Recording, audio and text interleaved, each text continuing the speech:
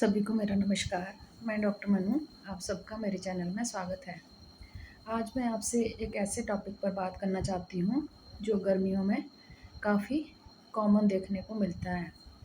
तो मैं बात करना चाहती हूँ नोज़ ब्लीडिंग की। इसे हम एपिस्टैक्सिस भी कहते हैं।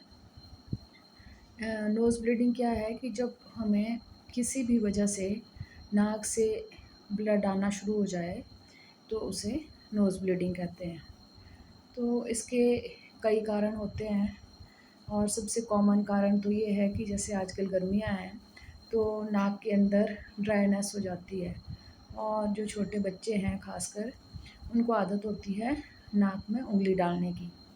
और जब वो उँगली डालते हैं, तो नाक के अंदर हमारा एक लिटल्स एरिया नाम से जगह होती है, जिसमें 4 आर्टरीज़ ब्लड सप्लाई करती हैं और वो बिल्कुल थिन होती हैं।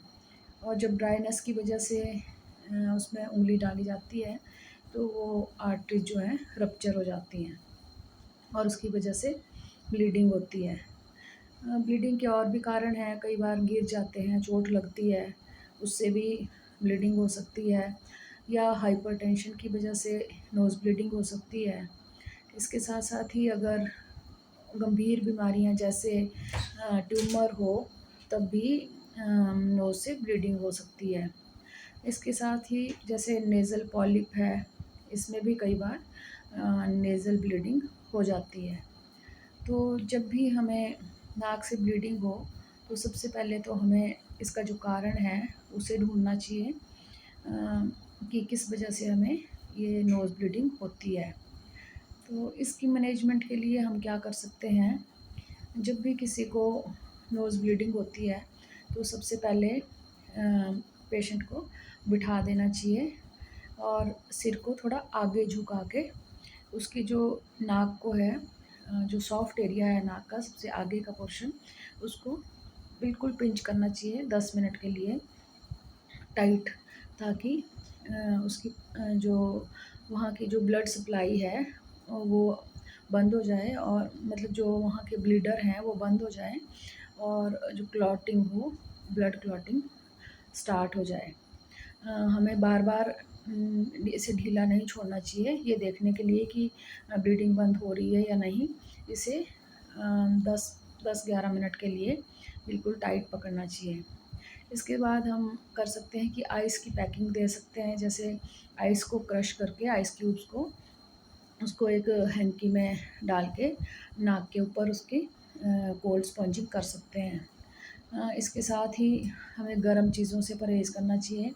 हमें मसाले वाली चीज़ें या फ्राइड चीज़ें या ये चीज़ें हमें नहीं खानी चाहिए, क्योंकि आयुर्वेद में से पित्त के बढ़ने की वजह से नोज़ ब्लीडिंग माना जाता है। तो पित्त को बढ़ाने वाली कोई भी चीज़ हमें नहीं खानी चाहिए, हमें ठंडी चीज़ें यूज़ करनी चाहिए, जैसे कर्ड वगैरह, नींबू, संतरा, ये खट्टी चीज़ें हमें खट्टे फ्रूट हमें ज़्यादा यूज़ करने चाहिए, जिससे कि विटामिन सी भी हमें मिलती रहे। परंतु अगर ऐसा करने से हमारी जो नोज़ ब्लीडिंग है ये बंद नहीं हो, तो हमें घर पर इंतज़ार नहीं करना चाहिए, हमें डॉक्टर को ज़रूर दिखाना चाहिए, क्योंकि अगर ज़्यादा प्रॉब्लम हो तो उसे कॉटरी करने की ज़रूरत पड़ सकती है, या उसे नोज़ में पैकिंग देने की ज़रूरत पड़ सकती है। तो डिकंजेस्टेंट जो हमारी मेडिसिन है, उससे हम इसकी नोज़ की पैकिंग देते हैं। तो इसके साथ ही हमें ठंडी चीज़ें खानी चाहिए, गर्म चीज़ों से परहेज़ करना चाहिए, और जो भी प्रॉब्लम है जिसकी वजह से भी ये नोज़ ब्लीडिंग हो रही है, उसको ज़रूर रूल आउट करना चाहिए और उसकी ट्रीटमेंट करनी चाहिए। तो मैंने छोटा-सा वीडियो इसलिए बनाया क्योंकि आजकल काफ़ी पेशेंट्स नोज़ ब्लीडिंग के आ रहे हैं, तो इसे लाइटली ना लें। ये छोटी से छोटी बीमारी के साथ-साथ बहुत बड़ी बीमारी भी इसका कारण हो सकती है। इसलिए इसे घर पर मैनेज करने की कोशिश ना करें, डॉक्टर को ज़रूर दिखाएँ। आपने मेरा चैनल अभी सब्सक्राइब नहीं किया है तो ज़रूर करें। नेक्स्ट वीडियो के साथ फिर मिलूँगी। नमस्कार।